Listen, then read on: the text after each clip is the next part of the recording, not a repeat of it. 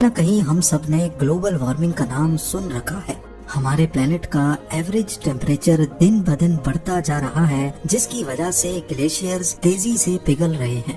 Year 1880 سے لے کر آج 2022 تک ہمارے ارتھ کا ایوریج ٹیمپریچر 1.4 ڈگری سیلسیس تک بڑھ گیا ہے، اور اگر صرف پچھلے 20 سالوں کو دیکھا جائے تو ہر سال پچھلے والے سے زیادہ گرم ہوتا ہے، جس کا مطلب ہے کہ گلوبل وارمنگ کا ریشو تیزی سے بڑھتا جا رہا ہے، اور ناسا کے مطابق اس بات کے 95% چانس ہیں کہ یہ گلوبل وارمنگ ہیومن ایکٹیویٹی کی وجہ سے ہو رہی ہے، جس میں ماس لیول پہ ڈیفارسٹیشن اور فوسل فیولز کا استعمال ہونا بھی ہے۔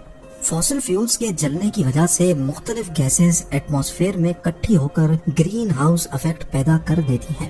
اب اس کے نتیجے میں دنیا بھر میں موجود برف کے گلیشیئرز آہستہ آہستہ میلٹ ہو کر اوشنز کا لیول بڑھا رہے ہیں۔ فوسل فیول استعمال کرنے سے پہلے ہی ایئر 1800 سے لے کر 1900 تک اوشنز کا لیول 6 سینٹی میٹرز تک بڑھ چکا تھا، یعنی تقریباً 2.5 انچ۔ لیکن فوسل فیولز انسان کے ہاتھ لگنے کے بعد سے اوشنز کے لیول میں خاطر خواہ اضافہ دیکھا گیا۔ ایئر 1900 سے لے کر 2000 تک اوشن لیولز میں 19 سینٹی میٹرز کا اضافہ دیکھا گیا ہے، جو پچھلے 100 سالوں کے مقابلے میں قریب 3 ٹائمز زیادہ ہے۔ اس سے بھی بری خبر یہ ہے کہ اگر ایئر 2000 سے لے کر آج 2022 تک صرف ان 22 سالوں کو دیکھا جائے تو اوشنز کا لیول پچھلے 100 سالوں کے مقابلے میں ڈبل اسپیڈ سے بڑھ رہا ہے۔ نیشنل ایٹماسفیرک ایڈمنسٹریشن کا کہنا ہے کہ اگر اسی اسپیڈ سے گلوبل وارمنگ ہوتی رہی اور گلیشیئرز میلٹ ہوتے رہے تو ایئر 2100 تک ہمارے سمندروں کا لیول 2.5 میٹرز تک بڑھ جائے گا، اور یہ واقعی ایک بہت ہی الارمنگ سچویشن ہے۔ یعنی ایئر 2100 تک وہ کوسٹل سٹیز جو بالکل سمندر کے ساتھ لگی ہوئی ہیں اور جن کی ایلیویشن بھی صرف 2.5 میٹر یا اس سے بھی کم ہے، وہ آدھی سے بھی زیادہ سمندر کے اندر ہوں گی۔ جیسا کہ تھائی لینڈ کا کیپٹل بینکاک، یہاں کی ایوریج اونچائی گلف آف تھائی لینڈ سے صرف 1.5 میٹر اونچی ہے، لہٰذا ایئر 2100 میں بینکاک کچھ اس طرح دکھے گا۔ بنگلہ دیش کے کیپٹل ڈھاکہ میں بری گنگا ریور کے کنارے اچھی خاصی آبادی پانی کے اندر ہوگی۔ آذربائیجان کی بات کی جائے تو باکو کا زیادہ تر کوسٹل ایریا پانی کی نظر ہو چکا ہوگا۔ سنگاپور کے آؤٹ سکرٹس میں بنے کئی پروجیکٹس ڈوب جائیں گے، جس میں سنگاپور پورٹ بھی شامل ہے۔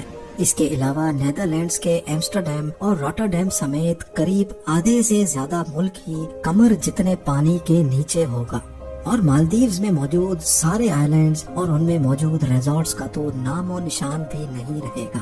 یعنی ایئر 2100 تک قریب 1.5 ارب لوگوں کو ان مقامات سے ہٹ کر کہیں اور شفٹ ہونا پڑے گا۔ اب یہ تو ہم نے بات کی صرف اس سچویشن کی جب 80 سالوں کے بعد سمندروں کا لیول 2.5 میٹر بڑھے گا، لیکن ورسٹ کیس سینیریو یہ ہے کہ اگر دنیا میں موجود تمام گلیشیئرز میلٹ ہو گئے تو تب کیا ہوگا۔ ایک ایسٹیمیٹ کے مطابق اگر میلٹنگ ریٹ اسی اسپیڈ سے چلتا رہا تو 5000 سالوں کے بعد پورا Greenland, Arctic region, Iceland اور تمام گلیشیئرز میلٹ ہو جائیں گے، اور ان کی وجہ سے ہمارے اوشنز کا لیول 70 میٹر تک بڑھ جائے گا۔ لیکن ضروری نہیں ہے کہ یہ نوبت 5000 سالوں کے بعد ہی آئے۔ جس تیزی سے انسان دن بدن نیچرل ریسورسز کو ایبیوز کر کے آب و ہوا کو خراب کر رہا ہے، لگتا یہ ہے کہ یہ نوبت 2000 سالوں میں ہی آ جائے گی۔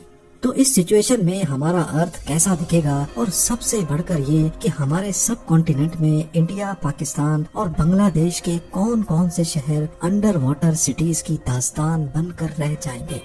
سب سے پہلے ہم شروع کرتے ہیں بے آف بنگال سے۔ آپ کو شاید یہ دیکھ کر شوق لگے گا کہ قریب پورا کا پورا بنگلہ دیش بے آف بنگال کی لپیٹ میں ہوگا، اور اگر اس کے کیپٹل ڈھاکہ کی بات کی جائے تو یہ 30 میٹر 100 فٹ گہرے پانی کے اندر ڈوب چکا ہوگا۔ اس کے ساتھ ساتھ بے آف بنگال انڈیا کے کئی حصوں پہ بھی اپنا قبضہ جما لے گا، جیسا کہ آپ دیکھ سکتے ہیں کہ کولکتہ سے لے کر مالڈا اور پٹنہ سمیت مظفر پور تک یہ سارا ریجن سمندر کے نیچے ہوگا۔ بے آف بنگال کا کوسٹ جو آج بنگلہ دیش اور انڈیا پہ لگتا ہے، 70 میٹرز بڑھنے کے بعد وہ نیپال اور بھوٹان کا کوسٹ کہلایا جائے گا۔ इसी तरह जहां अभी ईस्ट इंडियन कोस्ट है वो 50 किलोमीटर तक अंदर की तरफ खिसक जाएगा, जिसकी वजह से यहाँ भारी आबादी वाले शहर बुरी तरह से असर अंदाज होंगे। अगर हम सिर्फ चेन्नई की बात करें तो ये 200 फीट पानी के अंदर होगा। 1959 में कंस्ट्रक्ट की गई चेन्नई में मौजूद LIC बिल्डिंग, जो एक वक्त इंडिया की सबसे ऊंची बिल्डिंग हुआ करती थी, वो पूरी की पूरी बिल्डिंग पानी के अंदर होगी। चेन्नई से होते हुए पानी का लेवल तमिलनाडु और आंध्र प्रदेश के बॉर्डर पे जा लगेगा। इंडिया की वेस्टर्न कोस्ट पे नजर दौड़ाई जाए तो 70 मीटर्स बढ़ने के बाद नॉर्थ और साउथ गोवा के तमाम बीच रिजॉर्ट्स मलिया मेड हो जाएंगे। ना ही मुंबई बचेगा और ना ही नवी मुंबई, क्योंकि ये पूरा area all the way Gujarat के बॉर्डर तक 54 मीटर्स यानी 177 फीट गहरे पानी की नजर हो चुका होगा। यानी मुंबई का लोधा ट्रम्प टावर अगर तब तक बच गया होगा तो इसके 15th फ्लोर तक इंडियन ओशन का राज होगा।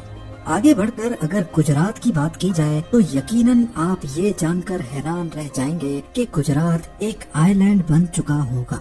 जैसा कि आप भी देख सकते हैं कि 70 मीटर्स बढ़ने के बाद अरेबियन सी के पानी ने गुजरात को इंडिया से अलग कर दिया है। और अगर तब तक इंसान की नस्ल बची तो अहमदाबाद शायद कोई बीच रिजॉर्ट में कन्वर्ट हो जाएगा, क्योंकि अरेबियन सी का बॉर्डर आगे बढ़कर अहमदाबाद तक जा लगेगा। अब आ जाते हैं पाकिस्तान पर। हैरत अंगेज तौर पे पाकिस्तान की पूरी सिंध प्रोविंस ही अरेबियन सी की लपेट में आ चुकी होगी। कराची से लेकर हैदराबाद, नवाबशाह, सक्खर से होते हुए जैकबाबाद तक 400 किलोमीटर में आने वाली तमाम मेजर सिटीज कई 100 फीट पानी के अंदर गुमनाम शहरों की शक्ल इख्तियार कर लेंगी। आबादी के हिसाब से दुनिया का 7वां बड़ा शहर कराची 190 फीट अरेबियन सी के बॉटम पे होगा।